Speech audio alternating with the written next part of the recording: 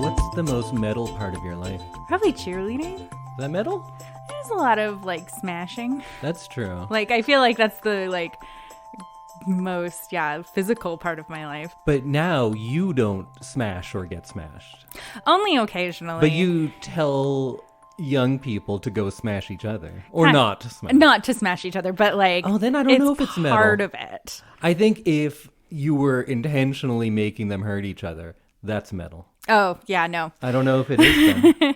I just think that like the sport of cheerleading can be pretty metal. I don't live a very metal life these days. No, since I met you, really. My life is not very You metal. live a very cozy life. Yeah, it's not nearly as brutal as it used to be. There's very few aspects of my day that I would categorize as brutal. I do see people overdose in bathrooms pretty often. That's pretty metal. I don't know. But once brutal. you're the first aider, is that metal? Yeah, if I'm saving Like, them, I don't think it's metal. No. I think if you don't care, then it's metal. Yeah. Because I always assume metal people are very like aloof and like whatever. Oh, metal people? No, metal fans? You can't generalize, but Okay. To generalize, I would say metal fans are probably the nicest group of people, music-wise. Uh-huh. Oh, we should start the episode. True. But we're going to talk about metal. We are. Don't worry. Okay, great. So welcome, everyone, to a very metal episode of I Love This, You Should Too. My name is Indy, blacker than the blackest black times infinity Randawa. Whoa. And with me is Samantha, the metal cheerleader Randawa. Oh, man. And we're talking about musicals. We are. But You made it sound very scary. I'm going to talk about a little metal today, too. Excellent. But we're gonna blend it all in because we're doing musical month. Oh, yes. Last week we talked about The Sound of Music. Yes, Which all is- the sounds of music. I was gonna say is not very brutal, but there was Nazis in it, and that's pretty brutal. I think Nazis are pretty brutal. Why can't I talk today? Don't worry, it doesn't matter. It's not like we're doing oh no, wait, it does matter. You do need to talk. Yeah, true. I didn't do my vocal warm-up. Do you ever do vocal warm-ups? No. But like I said, it's musical month still, so we are each going to have a spoiler-free. Actually, mine might have some spoilers, but they're all right spoilers, so don't worry about it. Spoiler-free thing of the fortnight, musical thing of the fortnight. Musical thing of the fortnight. And then I'll let you know what we're watching for our big watch next week. Excellent. So are you excited for more musicals? I am. I'm actually really excited to talk about my thing of the week too. And I'm excited to see what next week's watch is. Oh, I think you might know. But before we get into that, Sam, we were already kind of talking about it. Let's get metal. Let's get metal. I don't know how one gets metal, but let's do it. Well, if you need to learn how to, I have the show for you. Oh, perfect. So I have a kind of big, massive thing of the week. Because it's both the band Dethklok, Uh-huh. the show Metalocalypse, Uh-huh. specifically the album, the Dethalbum Part 1. Uh-huh. We're going to talk about that. Okay. We're going to talk about the musical, the Doomstar Requiem. Right. And the feature film, The Army of the Doomstar. And we're just going to talk a little bit about metal as well. Cool. Sounds good. All together. That's a lot of things for a thing of the week. But it all goes together. It does.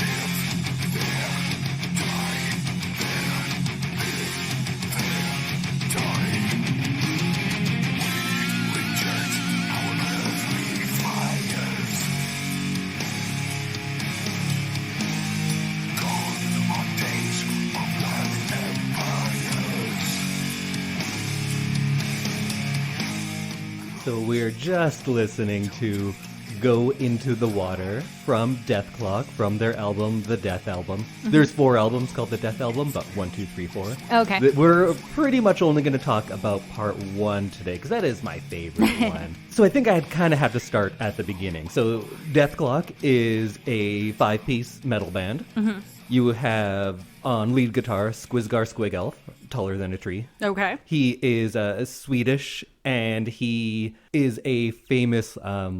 What's a nice way of saying someone sleeps around a lot? philanderer? I don't know if that's yeah, but he's one of those. Right. That's kind of his main characteristic. He has a very strained relationship with his mother, who was a philanderer herself, and he never knew his father, and is clearly trying to fill a void in his life. Oh. And he loves the older ladies specifically. And then on rhythm guitar, you have Toki Wartooth from Norway. And he was raised very religiously and abused his whole childhood. Oh. But now he's kind of like the nice guy of the group. He loves kind of the cutesy things. But then he's also very upset that he keeps getting pigeonholed as like the cute one. So whenever there's a children's charity, there's always him that has to go do it. And he loves it, but also he hates that it's always him. Right. So, and then every now and then he snaps because there's something dark down there that's trying to get out as well. Then on bass guitar, you have William Murderface, who is the worst one. Everyone kind of hates him, but he has a very important part in the group, and that's to suck. Because how could the rest of them know how great they are if they couldn't compare themselves to someone who sucks at everything? Oh. Also, he makes sandwiches. Oh, well, you'd like him then. No, he would be the least. You would not want to hang out with him. Oh, He's okay. the worst one of them, in many ways. Okay. Then on drums, you have Pickles the drummer. No last name. Is that his last name? I don't know. Is he a puppy? Because he kind of sounds like a puppy. No, he's from Wisconsin and has a very Midwest accent. And he is an alcoholic and drug addict. But of all of them, probably the most normal. Oh, okay. And before joining Dethklok, he had a previous band that's kind of a Guns N' Roses type thing. So he was like that kind of music, but then he kind of figured it out and got proper metal. Oh, okay. And the lead singer is Nathan Explosion, the only one who has a proper relationship with his family. And he's just an idiot. He can do nothing except he was good at football in high school, and he is metal. That's it. Nathan he can't do anything Explosion. else. Oh, and I guess I should go further back and say this is all fictitious. Okay. So this band is from a cartoon show called Metalocalypse. Right. Which had 4 seasons and 2 movies that we'll talk about a bit. And they do still tour, even though they don't exist, because Brendon Small, who plays all of the instruments on the albums, except for drums, I don't think he drums, he will front it and sing, and then he gets like traveling musicians to go along with him. So they still tour, but there'll be big screens with the characters from the show. Oh, so it's like a live show, but there's like visual representation. Yeah, it's kind of like the Gorillas do that kind of thing too. Yeah. Cartoon bands were like a big thing for a while. Yeah. They still should be. I love a good satirical band when they do it well. Yeah. Because like it's actually good metal too, I think. And that song was Go Into the Water because in the show they can't get their album to sound brutal enough. It's not toned down low enough, so they decide to go to the Marianas Trench, the deepest part of the ocean, and record in a nuclear sub because like what's more metal than that? And they release an album that is just for fish. They release an entire album that's all fish related. And then, of course, a bunch of people listen to it and then drown themselves because the music tells them to, and they get sued. But right on it, it says intended for fish only, so the lawsuit is dropped. Oh, did the fish like it? Oh, yeah, fish loved it. Oh, good, okay. There's some good mermaid songs on there, too. A song about mermaid murder called Mermaider, of course. Right. That's a classic one. So in the show, they are not just like the world's most successful metal band, but they are the biggest cultural influence in the entire world. And you can always hear news reports going, and I think by season 3, they're referred to as the 6th largest economy in the world, just passing Belgium or something. Oh, wow. And they live in this giant fortress that's sometimes flying, depending on which season it is. And their albums, if they don't release an album, it affects the world economy. They are the single most important force in the world, essentially. And then to go along with that, they have their own kind of private army, essentially. Private army? It's all volunteer, because everyone wants to be a clocketeer, is what you would be if you were working for Dethklok. That's like a Swiftie. Yeah, but they are even more extreme than Swifties. If Wow. such a thing was possible, they are, because they literally are willing to die for Dethklok. Wow. And they often do. Really? Oh, there's so much death in the show. It's a brutally, brutally violent show. And they show a lot of, just terrible things, because every time they have a big live show, people get massacred. Right. All the time. And in very fun and inventive ways a lot of the time. And because they're so big, when they do something like sign an endorsement deal, because they do a deal with a coffee brand called Duncan Hill's Coffee. Uh-huh. And then, of That's course... not very metal. Oh, but it is, because they are going to make this coffee the most metal coffee around. Okay. And they do a jingle for Duncan Hill's Coffee, which we'll listen to right now.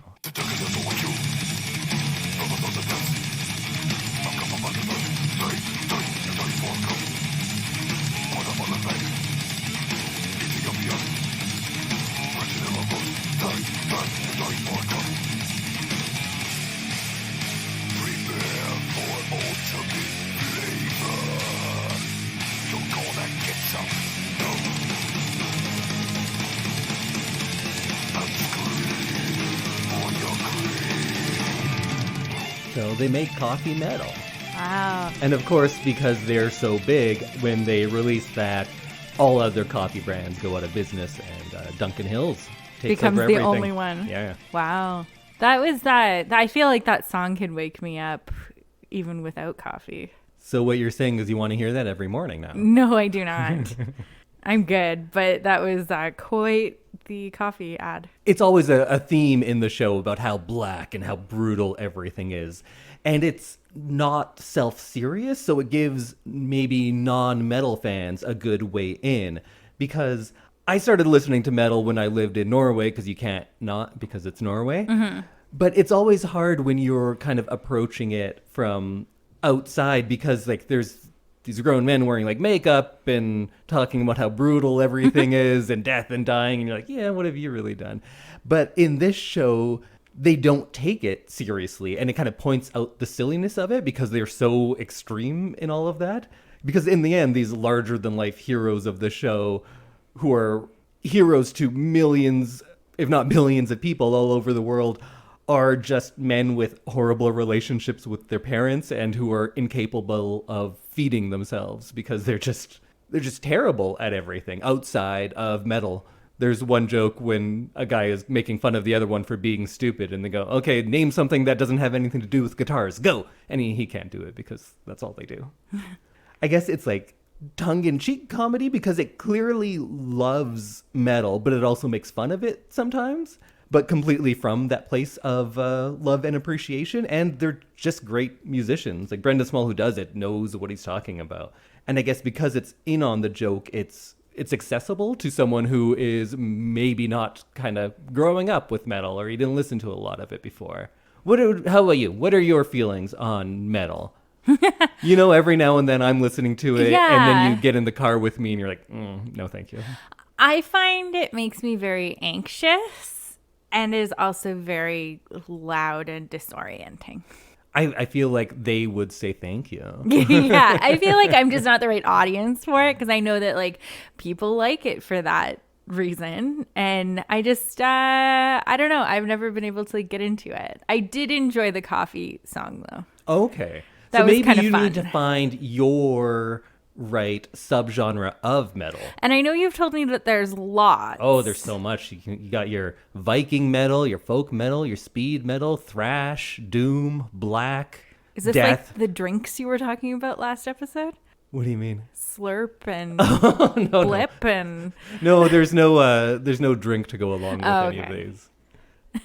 So this would be probably melodic death metal is the type they make. So it's death metal, which we can get into, I guess, but it has those kind of melodic guitar riffs and sometimes those solos that go through. And it kind of comes from that new wave of British metal, but then mixed with a lot of that Scandinavian stuff too. I prefer a lot of Scandinavian bands because I started listening to metal when I went to school in Norway, and black metal is kind of Norway's biggest export. That's what they're known for. It's a very small country, population-wise, but their bands do quite well, and it's usually the metal bands. And I went to a bunch of shows there, and it really gave me an appreciation for it. And I feel like you kind of need to frame it in the right way. It's kind of, to me, like 18th century French poetry. Okay. Because the French poets of that time, when they're being romantic in our sense of romance, of like the love romance, they're all in on it, right? But then when they're depressed and sad, they wallow in it and they kind of bask in the sadness. Right. That was a part of French romanticism. And similar with metal.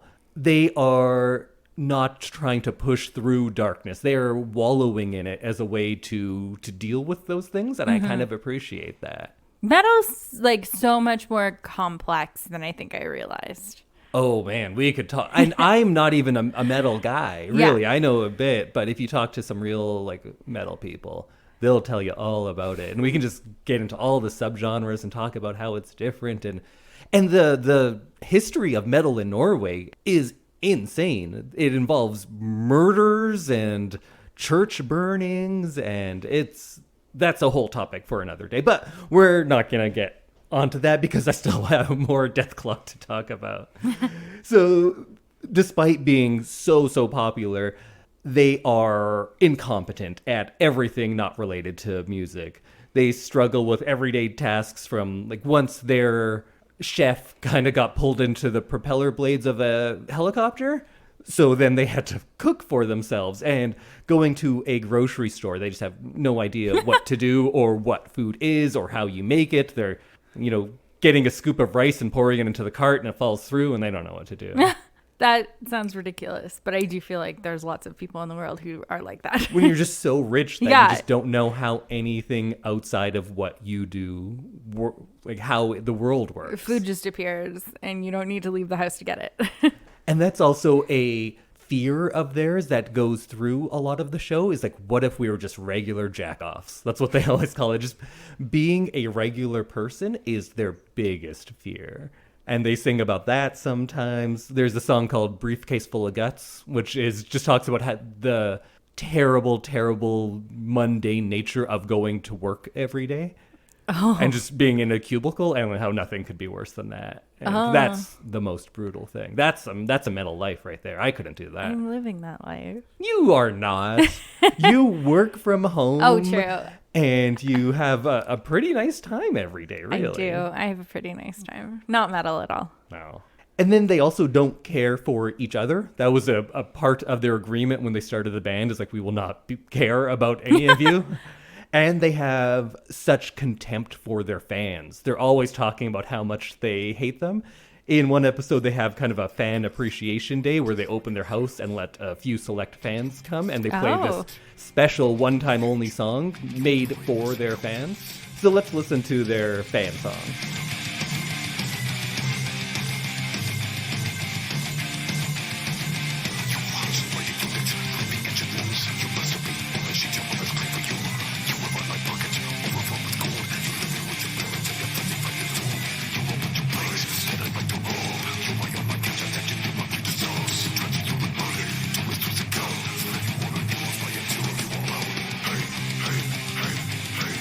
So in case you missed some of the lyrics from their fan song, it says, you people out there give us something more than just record sales. You give us something to hate, and we hate you, you brainless mutants.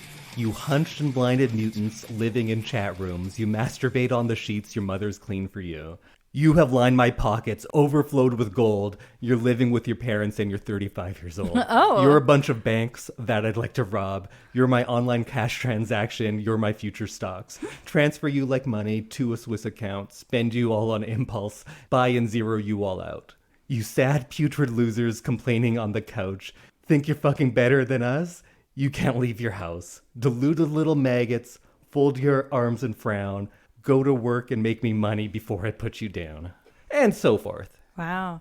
So that's their opinion of their fans, which is another theme that kind of goes throughout the show. And then in all of their kind of hijinks with being super rich and famous and then failing at everything that doesn't involve metal, there's also this kind of Illuminati-style council of military and religious leaders that we see every now and then.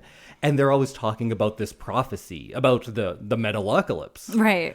For the 4 seasons, it hardly goes anywhere. They usually say something about, oh yes, the prophecy is coming true, and then they just kind of let it happen. But you keep cutting back to them. And then kind of on the season finales, you'll get little glimpses into this prophecy that they are supposed to be part of bringing about the end of the world or saving the world. We're not quite sure. Oh. And there's these Sumerian texts that have cuneiform tablets that have images that look like them. And they are not aware of any of this, but all of this stuff is happening around them. And they just kind of luck through not being killed all the time when everyone else is getting decapitated around them. Huh. And then there's some other supernatural elements in the show as well.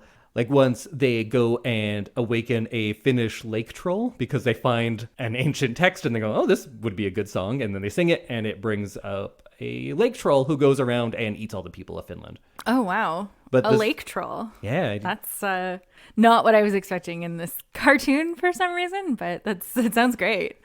Scandinavians are big on trolls. They're a troll-loving people. But here's the song that they use to awaken Musta Krakish, the lake troll.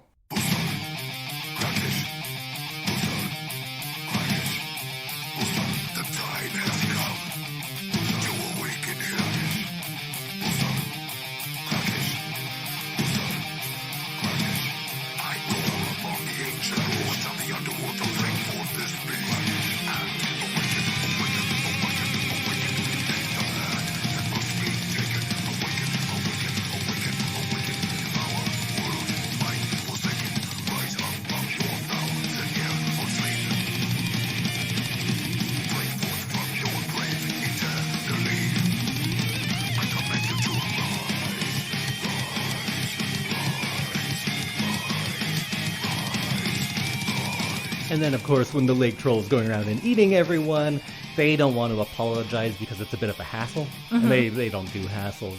They learn that to put it back to sleep, there is this ancient song that they could play, but it involves acoustic instruments. And they're like, well, that's not brutal, so we can't play those. They always call anything that's not plugged in a grandpa's guitar. Oh, so like an acoustic guitar. Or other instruments, too, because they don't know what they're talking about. They're like, I'm not going to play a grandpa guitar. That's funny. So all of the songs that I played are from the Dethalbum, which came out in 2007, but then there are 3 more after that, the most recent of which was just a couple of months ago.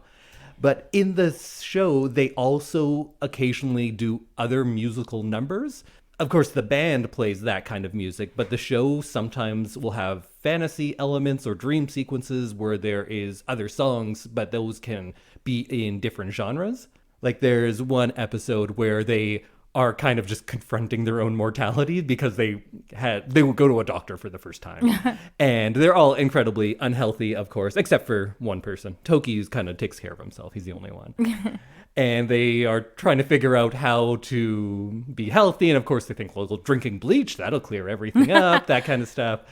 And they refuse to let anyone say the word death to them, even though they always talk about death and brutality. When it's their own death, it's overwhelming. So they say, like, please, anytime you want to say death, say hamburger time, because the words are too scary to them.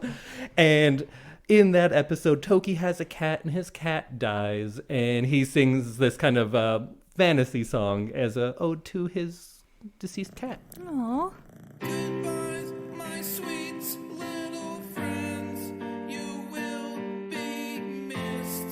I loved you so. I loved the way your furs felt on my face. You made me happy. Let's go!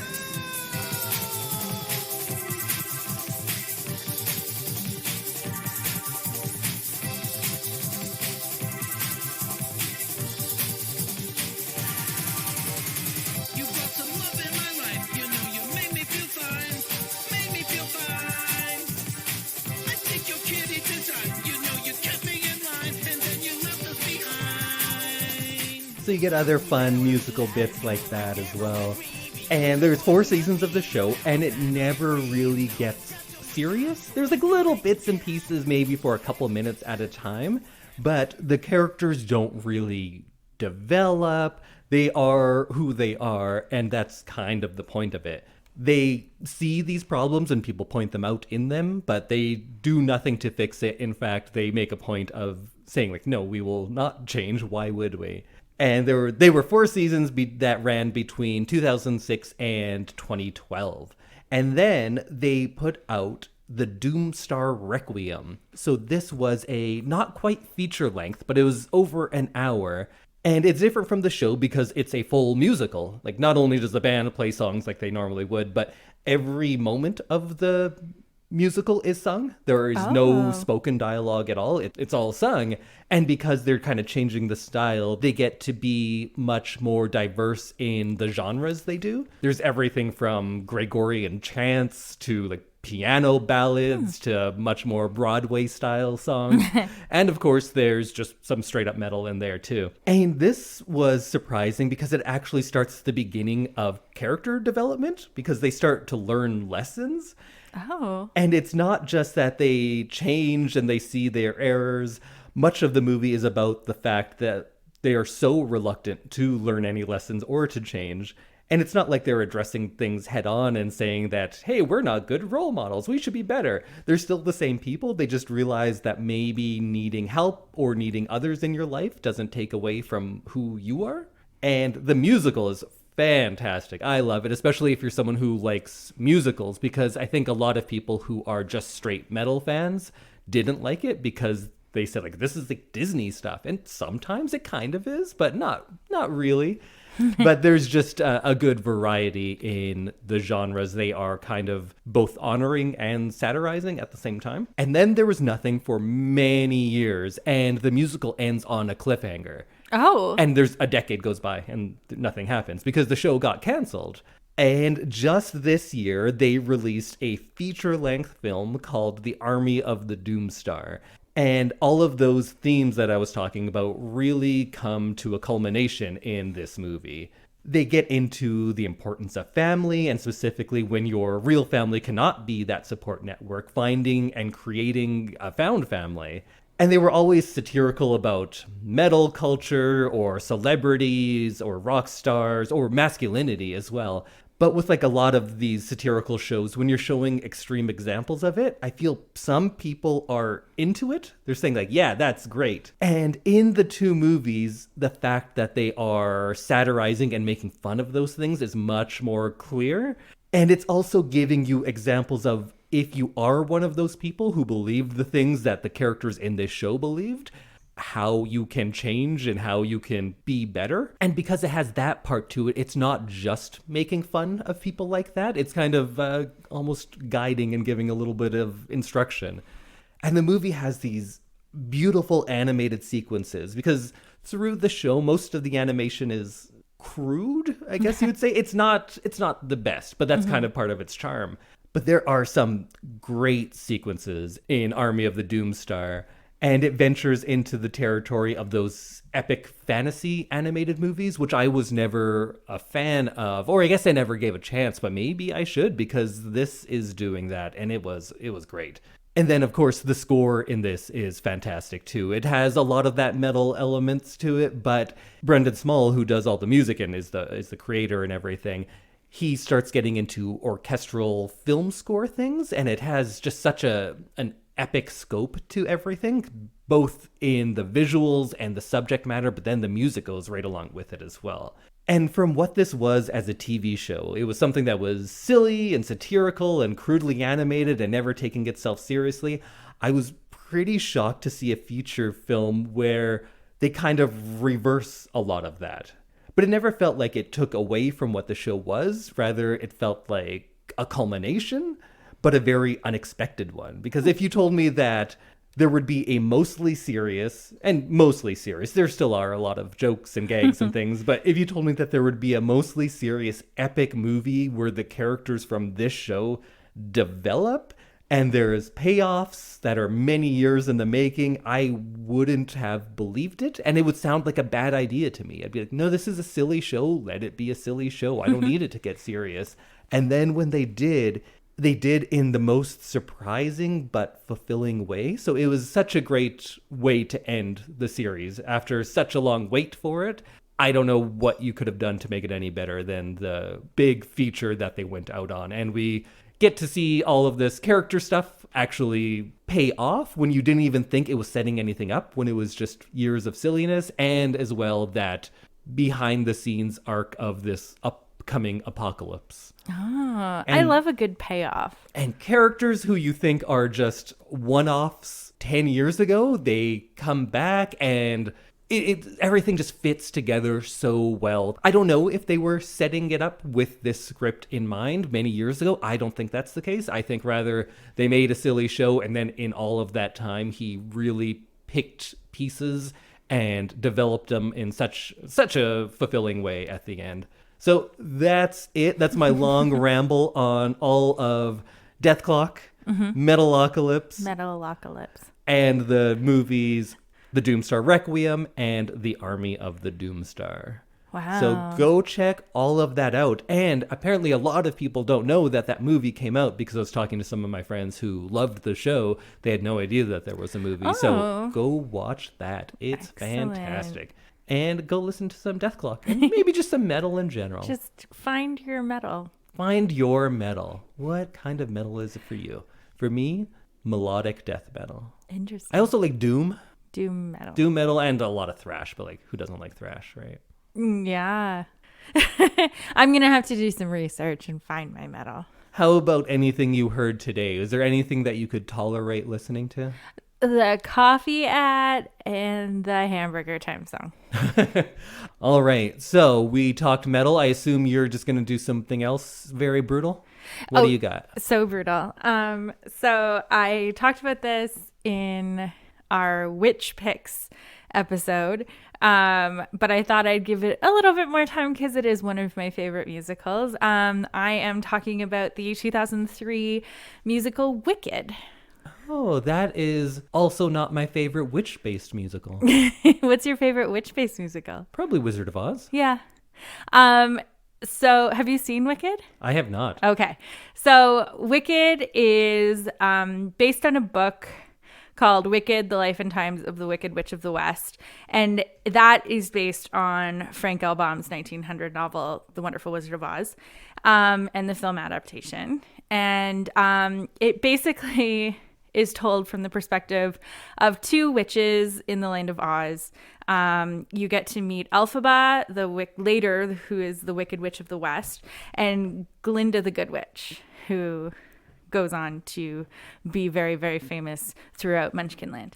And you get this kind of growing up of these characters, as well as origin stories of the Lion, Tin Man, Scarecrow, and the Wicked Witch of the East, and kind of what happened when Dorothy arrived in Oz, and all of the things that happened before that and after. So it's quite a big span, and it makes it sound very like jumbled and like all over the place, but it's it's a really kind of lovely story of female friendship and kind of overcoming opposing personalities and learning to see other people's viewpoints. So Wicked, it premiered in October 2003, so it just celebrated its 20th anniversary on Broadway.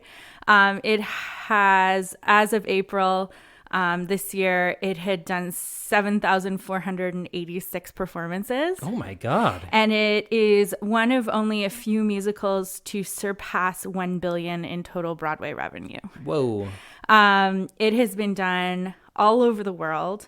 It currently has productions on Broadway, the West End, I believe Australia, and then there are worldwide tours of the show as well. So I got to see it here in Edmonton with Broadway Across Canada, and I just think it's such a beautiful show. The set and their use of like flying people and props in and out really kind of create this magical world of Oz.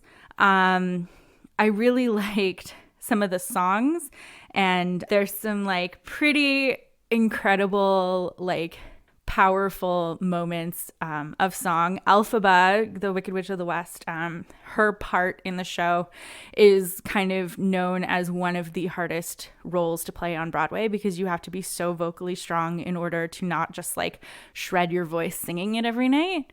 And it's just like renowned as like such a well-rounded show and such a fun score and songbook to sing. Do you have a favorite song that I can drop in here? Yeah. So there's the classic, the one that most people probably know whether or not they've seen Wicked, the show, is Defying Gravity. But this is sung by Idina Menzel, I assume is the one that you're going to pull up, who originated the role of Elphaba. And you get to hear her vocal talents. Unlimited. Together we're unlimited. Together we'll be the greatest team there's ever been. Glinda dreams the way we planned them. If we work in tandem, there's no fight we cannot win.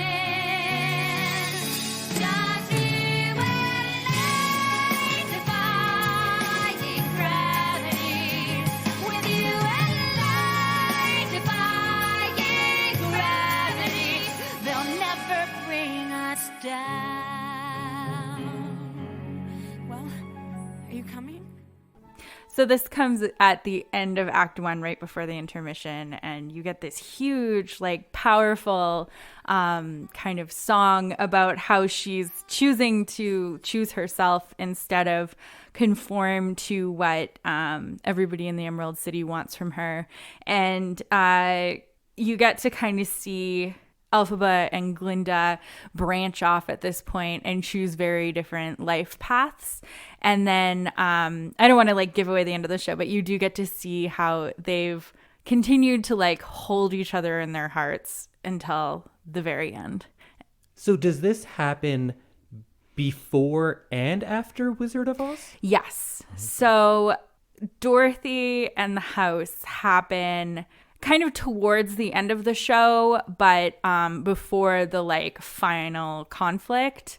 And you kind of have already gotten to know who the Wicked Witch of the East is in this show, as well as you already know Elphaba and you know Glinda, and you get to kind of love them before all of the things that happen in The Wizard of Oz and forward.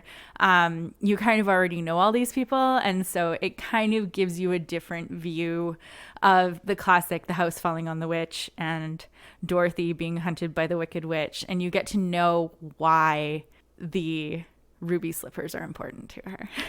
Oh. Yeah, and I don't want to give it away, but they are in the show, and you do, they have a reason for why she wants them so badly. And yeah, there's just some fun songs like Popular, which Glinda gives Elphaba a makeover. You get Dancing Through Life, which is kind of a fun night out for all the students who go to the school that they go to. You got a love song, As Long As You're Mine, which is a really beautiful song. And you get a song from Elphaba towards the end of the show called No Good Deed, which is about she's been called wicked for so long, she's just gonna be wicked. I guess I'm wicked, and this is who I am now. And she kind of accepts her reputation as the Wicked Witch.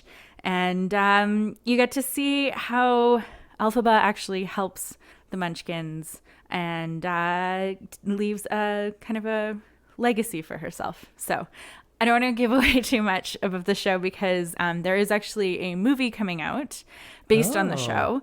Not a pro shot, but an actual movie. And I'm very, very excited for it, because I think the sets are just going to be incredible. I think it's just going to be a beautiful movie to begin with. So I want to leave some surprises. Do you know who is cast in the film version? Is it the original cast? It is not. I wish. because Kristen Chenoweth, who originated the role of Glinda, and Idina Menzel, who originated the role of Elphaba, would just be like so incredible to see, because that's like everybody's dream cast to be able to go see, is the original Broadway cast, as it is with many shows. And I absolutely would love that, but they chose some both kind of Broadway-ish actors as well as some very popular actors to play.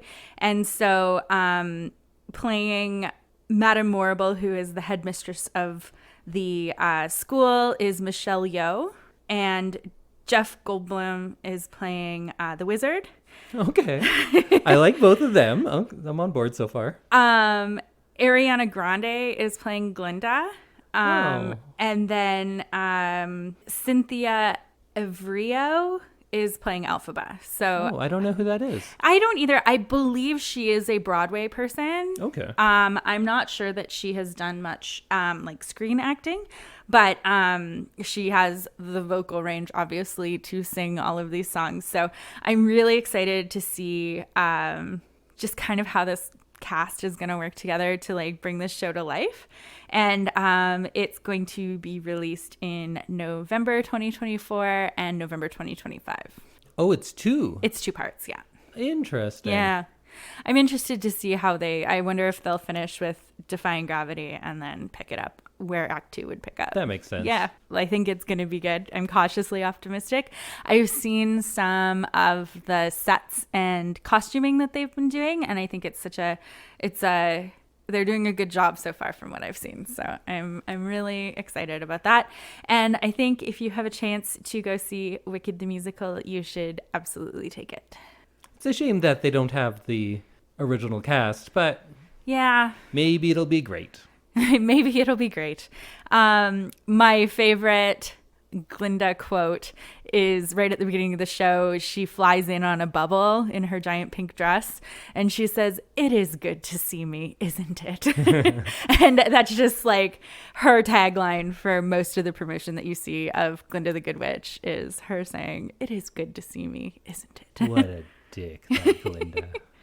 Yeah, so Broadway's Wicked the Musical. Go see it. So, Indy, it's time. Are you going to reveal what we are going to be watching for next week? I am. Okay. So I think it's not a surprise because we've already talked about it a couple of times, but we are going to be covering the 1972 feature film musical, Cabaret. Oh, I knew it. So Cabaret is maybe my favorite musical. It's the first one I can think of for sure. I kind of fell in love with the 98 Broadway revival with Alan Cumming and Natasha Richardson, that version. So the movie is different from the stage play. In the stage version, Sally Bowles is British and Brian is American, and here they've switched it because Liza Minnelli is playing Sally and she's American. Okay. And Michael York is playing Brian as a British character. And then Joel Grey is the MC here. That's the role that I still love Alan Cumming as most because, man, love that dude. Yeah. But the film did do very well itself. It won so many Oscars, which I was actually kind of surprised about. I didn't realize that. I love it, of course, but I didn't know it did so well. It was nominated for Best Picture, but then did win Best Actress, Liza Minnelli, Best Supporting Actor, Joel Grey, Best Director, Bob Fosse, and then it got nominated for Writing, and then won a bunch more for Editing, Sound, Cinematography even. So it's a very well-respected movie, which I actually didn't even realize until very recently when I talked about doing it for this, because I thought it's just a movie that I liked, and of course other people like it. It's pretty famous, because you've heard of Cabaret. I've heard of Cabaret. I know it's like very influential. I know Bob Fosse is a big deal in the dance world. He is. And it's a very specific style of dance, so I look forward to kind of seeing that in the movie. And I feel like I've seen Cabaret not parodied, but like talked about in other kind of TV shows and everything, and then also parodied on Schmigadoon, which we watched a little bit of because it's all about it's just takes its inspiration from musicals. So I'm really excited to see this because I feel like it's an integral part of musicalness. Yeah, I definitely. Can't believe I haven't seen it. And Candor and Ebb are my favorite musical pair. Like, I know you're more of a Rodgers and Hammerstein. Yeah. Candor and Ebb I love, next to Menken and Asham, I Right. guess. Because, man, they did some good work, too. But Candor and Ebb did, Chicago is probably their Right. other most famous one. Does Sally Bowles... Paint her fingernails green? No, but... That's one of my favorite lines. Okay. Like a short bob with bangs. Well, it depends. Okay. In the movie? Yeah. Well, in the movie, it's Liza Minnelli with classic Liza Minnelli hair. Okay. She kind of... Does Liza Minnelli have the same hair always? Kind of. She just always has the same short hair. I assume so. You might be thinking of Catherine Zeta-Jones in Chicago. Probably. That, yeah, because that haircut was a big deal in Chicago. So, anyway, go on. So I first heard the 98 Broadway revival, and then, of course, I was like, wait, there was a movie about this? Because I was, 17 or something, and learning about it. So I went back and watched the movie. I loved it as well.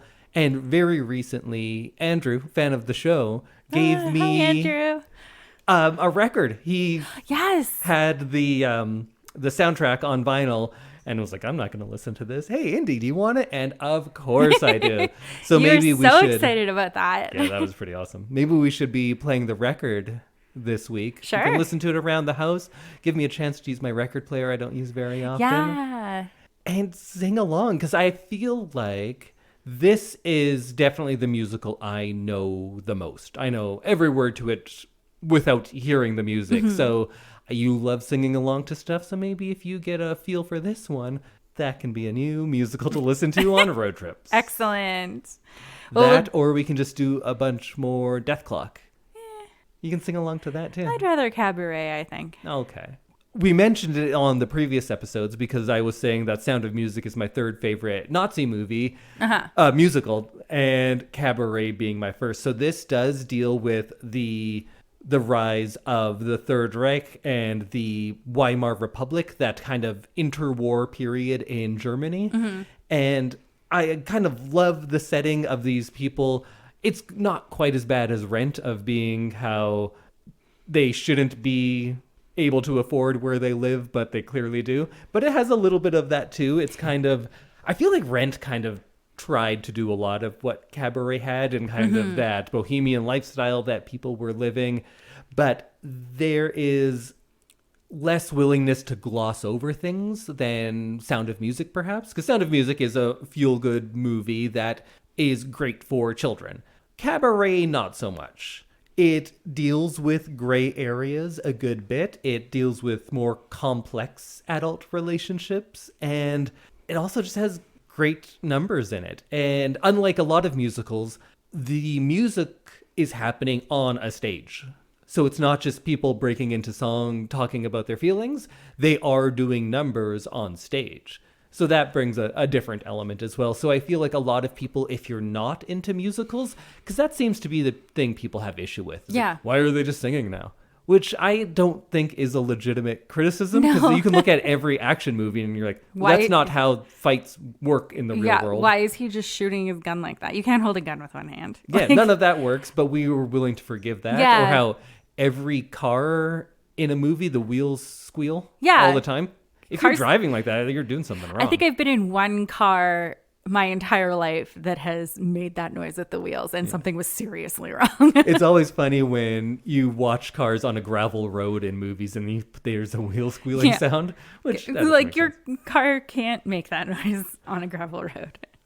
But that's just to say that musicals are different, of course, just like every genre is. Like, why in a horror movie do people just not leave, right? That's, you kind of have to suspend that disbelief in a little bit, but less so in this one because they are at a cabaret singing, so the music makes sense.